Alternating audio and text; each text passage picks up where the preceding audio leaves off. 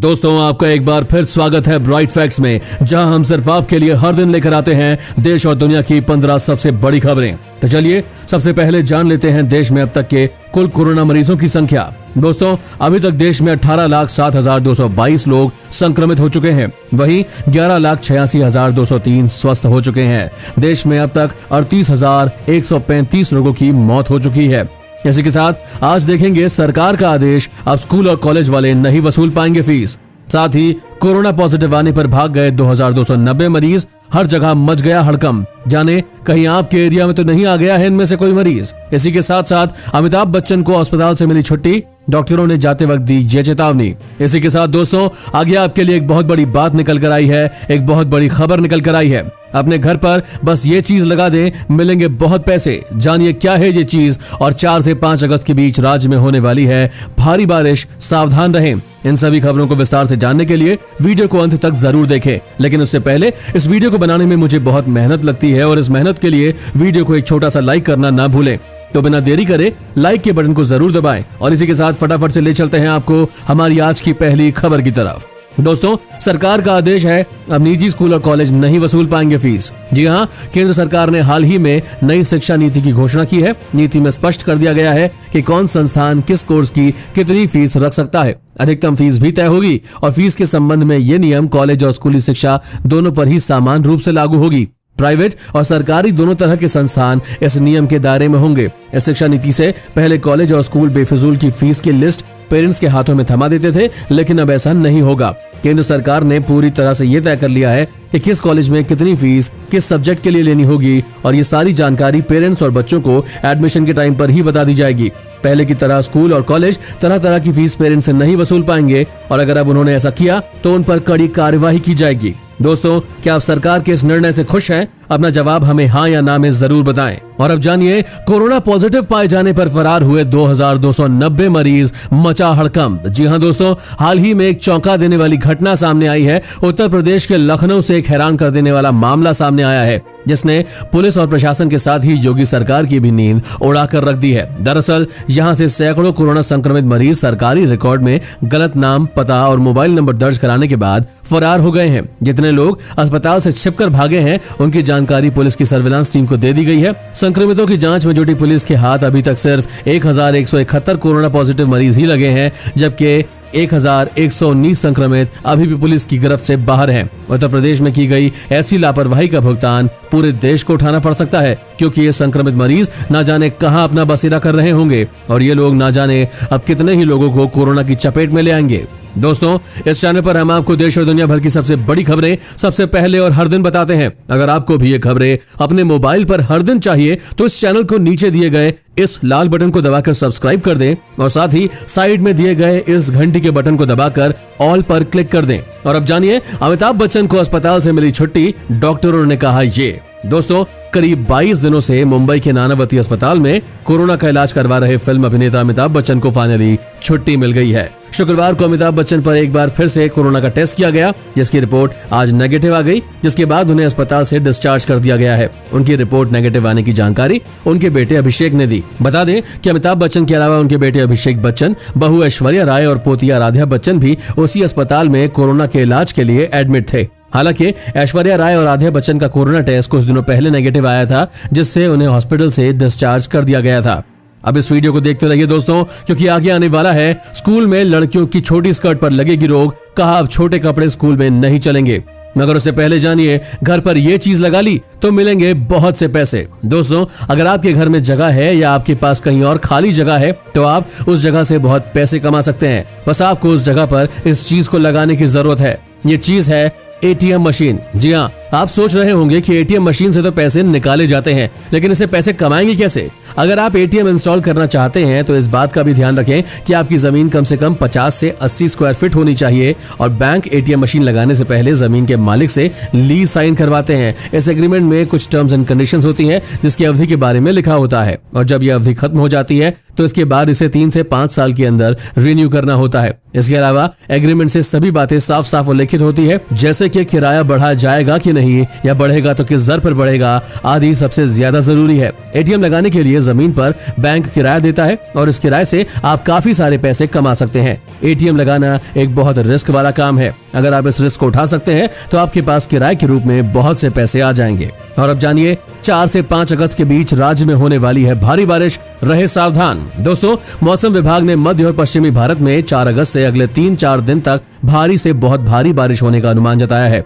विभाग के अनुसार 4 अगस्त के आसपास उत्तरी बंगाल की खाड़ी पर कम दबाव का क्षेत्र बनने की संभावना है। अगले 3 से 4 दिनों के दौरान मानसून का रुख दक्षिण की ओर होने से और जोर पकड़ने की संभावना है। विभाग ने कहा कि कोंकण और गोवा, मध्य महाराष्ट्र और घाट क्षेत्र, तटीय कर्नाटक तथा केरल में 3 से 5 अगस्त के बीच भारी से बहुत भारी बारिश होने और कुछ इलाकों में बहुत ही तेज बारिश होने का अनुमान है। और अब जानिए, अब लड़कियों के छोटी स्कर्ट पर लगेगा प्रतिबंध, इस देश ने किया है फैसला। दोस्तों, पूर्वी एशियाई देश कंबोडिया की संसद में लड़कियों के शॉर्ट स्कर्ट पहनने और पुरुषों के शर्टलेस होने पर प्रतिबंध लगाने का प्रस्ताव पेश हुआ है। इस प्रस्ताव का समर्थन करने वाले सांसदों ने कहा है कि इससे न केवल समाज में बढ़ते दुष्कर्म पर रोक लगेगी, बल्कि कंबोडियाई संस्कृति भी मजबूत होगी। अगर ये प्रस्ताव संसद में पारित हो जाता है तो स्थानीय पुलिस को ऐसे कपड़े पहनने वालों पर कानूनी कार्रवाई करने का अधिकार मिल जाएगा। अगर इस प्रस्ताव को कंबोडिया के कई सरकारी मंत्रालयों और राष्ट्रीय संसद से अनुमति मिल जाती है तो 2021 की शुरुआत से इसे लागू कर दिया जाएगा। दोस्तों, क्या ये नियम हमारे देश में भी लागू होना चाहिए? आपका इस बारे में क्या सोचना है? अपने विचार हमें जरूर बताएं। आगे देखेंगे दोस्तों, फ्लैट छोड़कर आधी रात में भागे रिया और उसके परिजन, सुशांत सिंह राजपूत केस पर बड़ा खुलासा। उससे पहले जानिए 8 अगस्त से लागू होगा ये नियम, 72 घंटे पहले देनी पड़ेगी इसकी जानकारी। दोस्तों, केंद्रीय स्वास्थ्य एवं परिवार कल्याण मंत्रालय ने विदेशों से भारत आ रहे लोगों के लिए नए दिशा निर्देश जारी किए हैं। नई गाइडलाइन के मुताबिक जो भी यात्री विदेश से आ रहे हैं उन्हें यात्रा समय से कम 72 घंटे पहले नई दिल्ली एयरपोर्ट की वेबसाइट newdelhieairport.in पर एक सेल्फ डिक्लेरेशन फॉर्म भरना होगा, जिसमें उन्हें अपने स्वास्थ्य संबंधी स्टेटस की जानकारी देनी होगी। साथ ही यात्रियों को पोर्टल पर एक शपथ पत्र भी देना होगा कि वे 14 दिनों के क्वारंटाइन पीरियड का पालन करेंगे। अंतर्राष्ट्रीय यात्रियों के लिए जारी की गई ये नई गाइडलाइन 8 अगस्त से लागू होगी। वहीं अगर रिपोर्ट में किसी भी तरह का फर्जीवाड़ा पाया जाता है तो जिम्मेदार व्यक्ति पर कार्यवाही हो सकती है। और अब जानिए, रेलवे का बड़ा ऐलान, नया स्टेशन दिखेगा राम मंदिर जैसा, होगी ये सुविधा। दोस्तों, उत्तर प्रदेश के अयोध्या में राम मंदिर की तैयारियां जहां जोरों पर है, वहीं दूसरी तरफ वहां बन रहे अत्याधुनिक सुविधाओं से लैस रेलवे स्टेशन के बारे में रेलवे ने जानकारी दी है। इस नए रेलवे स्टेशन की खास बात यह होगी कि ये हूबहू राम मंदिर जैसा होगा। इस स्टेशन के पहले चरण में निर्माण कार्य जून 2021 तक पूरा कर लिया जाएगा। बता दें कि इस रेलवे स्टेशन में आने वाले यात्रियों के लिए अत्याधुनिक सुविधाएं उपलब्ध होगी। उत्तर रेलवे के महाप्रबंधक राजीव चौधरी ने बताया कि स्टेशन के निर्माण को 2017-18 में मंजूरी मिली थी और इसे बनाने में करीब 104 करोड़ रुपए की लागत आएगी। उन्होंने कहा कि अयोध्या स्टेशन के पहले चरण का काम जून 2021 तक पूरा हो जाएगा। चौधरी ने कहा, भगवान राम के पावन चरणों से पवित्र हुए अयोध्या शहर का आध्यात्मिक महत्व है और भविष्य में उस महत्व को ध्यान में रखते हुए रेलवे अयोध्या रेलवे स्टेशन का आधुनिकीकरण कर रहा है। नए अयोध्या स्टेशन के डिजाइन में मंदिर के स्वरूप को ध्यान में रखते हुए गुंबद, शिखर, स्तंभों को शामिल किया गया है। निर्माण कार्य पूरा होने के बाद ये स्टेशन 1 लाख वर्ग फुट में फैला होगा। और अब देखिए, रुला देगा ये वीडियो, मां ने जोखिम उठाकर बचाया अपने बच्चे को। दोस्तों, असम की बाढ़ के दौरान तमाम जीव जंतुओं की मौत हो गई और इसी बाढ़ का एक वीडियो इन दिनों सोशल मीडिया में तेजी से वायरल हो रहा है, जिसमें आप एक मां की ममता का अद्भुत नजारा देख सकते हैं।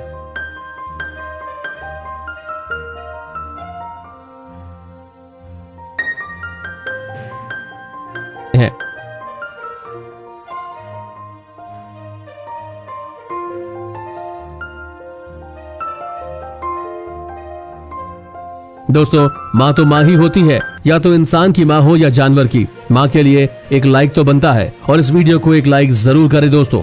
इसी के साथ अब जानिए, फ्लैट छोड़कर आधी रात में भागे रिया और उसके परिजन, सुशांत सिंह राजपूत केस पर बड़ा खुलासा। दोस्तों, सुशांत सिंह राजपूत केस में बिहार में रिया चक्रवर्ती के खिलाफ FIR हो चुकी है और बिहार में लगातार इस मामले में CBI जांच की मांग उठ रही है। लेकिन इसी बीच रिया और उनकी फैमिली के खिलाफ नामजद रिपोर्ट सुशांत के पिता KK सिंह द्वारा कराने के बाद रिया और उनकी फैमिली आधी रात में अपना फ्लैट छोड़कर कहीं चली गई है। रिया चक्रवर्ती के खिलाफ रिपोर्ट दर्ज होने के बाद बिहार पुलिस सबसे पहले रिया के घर ही पूछताछ के लिए पहुंची थी, लेकिन वो घर से गायब थी। लेकिन अब कहां जा रहा है कि रिया और उनकी फैमिली 3-4 दिन पहले ही आधी रात में मुंबई स्थित फ्लैट को छोड़कर कहीं चले गए हैं। मीडिया रिपोर्ट के मुताबिक रिया चक्रवर्ती की बिल्डिंग के प्रबंधक ने मीडिया को बताया कि रिया चक्रवर्ती सहित उनके पिता, मां और भाई फ्लैट छोड़कर चले गए हैं और उस रात वो बड़े बड़े सूटकेसों के साथ घर से निकले थे।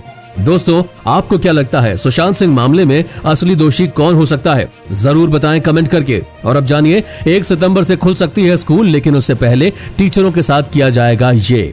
दोस्तों, केंद्र सरकार सहित तमाम राज्य सरकारों को इस बात की चिंता है कि कैसे स्कूल और कॉलेजों को खोला जाए। इसके लिए लगातार योजनाएं बनाई जा रही है। हाल ही में ऑनलाइन शिक्षा को लेकर इस बात पर चिंता जाहिर की जा रही थी कि बच्चों का स्क्रीन टाइम काफी बढ़ गया है, जो कि उनके स्वास्थ्य पर विपरीत प्रभाव डाल सकता है। इसे देखते हुए शिक्षा मंत्रालय स्क्रीन टाइम को सीमित करने के लिए गाइडलाइंस भी जारी कर चुका है। वहीं अब स्कूल खोले जाने की मुहिम में असम सरकार ने एक बड़ा फैसला किया है। सरकार ने 1 सितंबर से स्कूलों को खोलने को लेकर शुरुआती योजनाएं बना ली है। एक प्रेस कॉन्फ्रेंस को संबोधित करते हुए असम के शिक्षा मंत्री ने कहा कि स्कूल के सभी टीचर्स और एम्प्लॉइज को अपना टेस्ट करवाना होगा और शिक्षा तथा स्वास्थ्य विभाग टेस्ट को लेकर आपस में कोऑर्डिनेट करेंगे। टेस्ट 23 से 30 अगस्त के बीच करवाया जाएगा। जो टीचर्स टेस्ट में नेगेटिव मिलेंगे उन्हीं को स्कूल के अंदर पढ़ाने दिया जाएगा। दोस्तों, इसी के साथ आगे देखिए, आज से बदल गया सैलरी से जुड़ा ये नियम। जान लीजिए पूरी जानकारी। और इससे पहले जानिए, मारुति की इस गाड़ी ने तोड़ दिए सारे रिकॉर्ड, अभी तक नंबर 1 पर है बरकरार। दोस्तों, इस साल कारों की बिक्री की बात की जाए तो जुलाई में सबसे ज्यादा बिकने वाली टॉप 10 कारों में मारुति सुजुकी की 7 कारें शामिल है। जून की तरह ही जुलाई में भी मारुति सुजुकी की ऑल्टो नंबर 1 पर बनी हुई है। गाड़ियों की बात की जाए तो लोगों में सुजुकी ऑल्टो का क्रेज बहुत ज्यादा नजर आ रहा है। किफायती और छोटी फैमिली के लिए बिल्कुल परफेक्ट गाड़ी ऑल्टो की बहुत बिक्री हो रही है। और अब जानिए, आज से बदल गया सैलरी से जुड़ा ये नियम। लीजिए पूरी जानकारी। दोस्तों, कोरोना महामारी के मद्देनजर श्रम और रोजगार मंत्रालय ने कर्मचारी भविष्य निधि यानी कि ईपीएफ अंशदान में 3 महीने के लिए कटौती लागू करने का फैसला लिया था। जुलाई तक इसे 12% से घटाकर 10% अंशदान करने का फैसला लिया गया था। 31 जुलाई को यह अवधि समाप्त हो गई है। इसकी घोषणा वित्त मंत्री निर्मला सीतारमण ने पीएम गरीब कल्याण पैकेज के तहत की थी। 1 अगस्त से पीएम गरीब कल्याण पैकेज के तहत आने वाले कर्मचारियों और नियोक्ताओं के लिए योगदान फिर से 12% का हो गया है। अब जानिए, मोदी सरकार के इस फैसले से चीन को लगा बहुत बड़ा झटका। कहा रिश्ते बहुत खराब हो सकते हैं। दोस्तों, भारत सरकार द्वारा घोषित की गई नई राष्ट्रीय शिक्षा पॉलिसी में शामिल विदेशी भाषा सूची में मंदारिन या चीनी भाषा को हटाने के बाद चीन ने दावा किया है कि इस कदम से दोनों देशों के बीच द्विपक्षीय संबंध प्रभावित होंगे।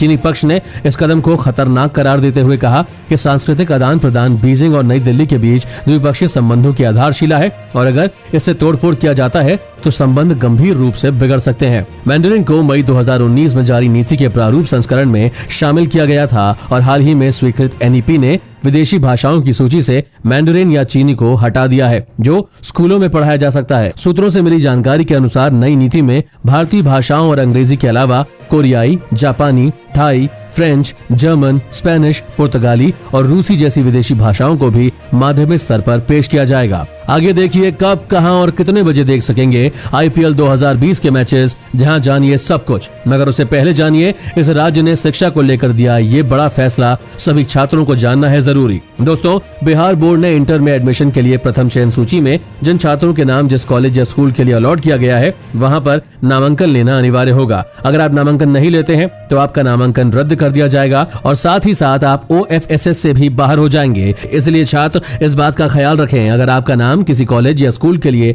अलॉट किया गया तो वहां एडमिशन ले लें। अगर अलॉट स्कूल या कॉलेज पसंद नहीं है तो नामांकन लेने के बाद स्लाइड अप के लिए आवेदन कर सकते हैं और आप दूसरे स्कूल और कॉलेज में जा सकते हैं। इसी के साथ अब जानिए, अब इस मुख्यमंत्री को भी हुआ कोरोना, बेटी के साथ साथ निकले पॉजिटिव। दोस्तों, केंद्रीय गृह मंत्री अमित शाह के बाद बीजेपी के नेता और कर्नाटक के मुख्यमंत्री BS येदियुरप्पा भी कोरोना संक्रमित पाए गए हैं।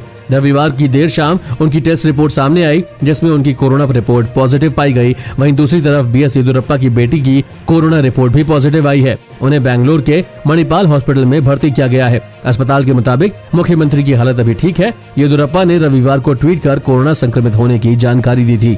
और अब जानिए कब, कहां और कितने बजे देख सकेंगे आईपीएल 2020 के मैचेस, यहां जानिए सब कुछ। दोस्तों, आईपीएल का 13वां सीजन 19 सितंबर से 10 नवंबर तक यूएई में खेला जाएगा। इस बार आईपीएल का यह पूरा सीजन 51 दिनों तक चलने वाला है, जिसमें कुल 10 मैच ऐसे होंगे जो एक ही दिन में डबल हेडर्स के तहत खेले जाएंगे। दुबई में इस बार 3 जगहों पर आईपीएल का आयोजन किया जाएगा, जिनमें के अबू धाबी, दुबई और शारजहां को चुना गया है। खिलाड़ी एक मैदान से दूसरे मैदान पर सड़क के रास्ते से ही सफर तय करते हुए नजर आएंगे और साथ ही साथ सभी को सुरक्षित वातावरण में रहना होगा। आईपीएल 2020 के मैचों के समय की बात करें तो शाम का मैच 7:30 बजे शुरू होता हुआ नजर आएगा। भारतीय समय अनुसार 7:30 बजे मैच शुरू होंगे। साथ ही यदि एक दिन में 2 मैच होंगे तो पहला मैच दोपहर 3:30 बजे भारतीय समय अनुसार शुरू होता नजर आएगा। और अब जानिए 25 रुपए की कीमत वाला पेट्रोल 80 रुपए में क्यों बिक रहा है, जानिए इसके पीछे का कारण। दोस्तों, पेट्रोल और डीजल के दाम दिन ब दिन आसमान छू रहे हैं, लेकिन आपको ये जानकर हैरानी होगी कि दिल्ली सरकार को 25 रुपए प्रति लीटर में ही पेट्रोल मिल जाता है। हालांकि इसे दिल्ली सरकार लोगों को 80 रुपए प्रति लीटर में बेच रही है। ऐसा क्यों? दरअसल पेट्रोल और डीजल की कीमतों में इनके बेस प्राइस, माल भाड़ा और डीलर कमीशन तीनों को जोड़ने के बाद जितनी राशि होती है उससे भी ज्यादा इन पर टैक्स लगता है, जिसकी वजह से ये महंगे भाव पर बिक रहे हैं। इंडियन ऑयल की वेबसाइट पर 1 अगस्त को अपडेट किए गए पेट्रोल के बिल्डअप प्राइस के अनुसार पेट्रोल का बेस प्राइस 24 रुपए 85 पैसा प्रति लीटर है, जिस पर 36 पैसे प्रति लीटर की दर से भाड़ा चुकाने के बाद भी 25 रुपए 21 पैसा प्रति लीटर में ये पेट्रोल पंप के डीलर के पास उपलब्ध होता है। इस पर एक्साइज ड्यूटी 32 रुपए 98 पैसा लगाई जाती है और डीलर का औसत कमीशन 3 रुपए 68 पैसा प्रति लीटर और वैट 18 रुपए 56 पैसा प्रति लीटर लगने के बाद दिल्ली में पेट्रोल की बिक्री मूल्य 80 रुपए 43 पैसा प्रति लीटर हो जाती है। इसी के साथ देखिए दोस्तों, अयोध्या में राम जन्मभूमि के पूजन की हुई शुरुआत, 21 ब्राह्मण कराएंगे अनुष्ठान। उससे पहले जानिए रक्षाबंधन पर सुशांत की बहन का रुलाने वाला पत्र, कही ये बात। आज राखी के मौके पर सुशांत सिंह राजपूत की बहनें अपने भाई को बहुत मिस कर रही हैं। सुशांत की बहन रानी ने अपने भाई को याद करते हुए एक इमोशनल नोट लिखा है। इसमें वो लिखती है कि 35 साल के बाद ये पहला अवसर है जब पूजा की थाल सजी है, हल्दी चंदन का टीका भी है, राखी भी है, बस वो चेहरा नहीं जिसकी आरती उतार सकूं। और अब चलते हैं अगली खबर की तरफ। अयोध्या में राम जन्मभूमि पूजन की हुई शुरुआत, 21 ब्राह्मण कराएंगे अनुष्ठान। दोस्तों, श्री राम मंदिर भूमि पूजन के पहले पूजन स्थल पर आज से पंचांग पूजन शुरू हो गया है। 4 अगस्त को भी आराधना होगी, जबकि 5 अगस्त को पीएम मोदी मुख्य पूजन करेंगे। इसी क्रम में मंदिर अनुष्ठान शुरू होगा। इस अनुष्ठान के अंतर्गत सभी मंदिरों में श्री रामचरितमानस का संकल्पित अखंड रामायण पाठ शुरू होगा। इसकी पूर्णाहुति 4 अगस्त को होगी। 5 अगस्त को भूमि पूजन के निर्धारित मुहूर्त पर दोपहर 11:30 बजे से 12:30 बजे के मध्य हरि संकीर्तन का आयोजन किया जाएगा। पूरे कार्यक्रम में काशी, अयोध्या, दिल्ली और प्रयाग के विद्वानों को बुलाया गया है। अलग अलग पूजा के अलग अलग एक्सपर्ट हैं। पूरी टीम 21 ब्राह्मणों की है जो अलग अलग तरीकों से पूजा कराएगी। ये एक वक्त में नहीं होगी, बल्कि अलग अलग कालखंड में अलग अलग ब्राह्मण पूजा करवाएंगे। दोस्तों, आज की खबरों में बस इतना ही। आपका इस वीडियो को यहाँ तक देखने के लिए दिल से धन्यवाद। अगर आपको ऐसे ही डेली न्यूज देखना पसंद है तो हमें कमेंट करके जरूर बताएं। साथ ही वीडियो पसंद आई है तो उस वीडियो को एक लाइक जरूर कर दें। और इसी के साथ दोस्तों, अगर आप भी ये खबरें अपने मोबाइल पर हर दिन चाहिए तो चैनल को नीचे दिए गए इस लाल बटन को दबाकर सब्सक्राइब कर दें और साथ ही साइड में दिए गए इस घंटे के बटन को दबाकर ऑल पर क्लिक कर दें। धन्यवाद।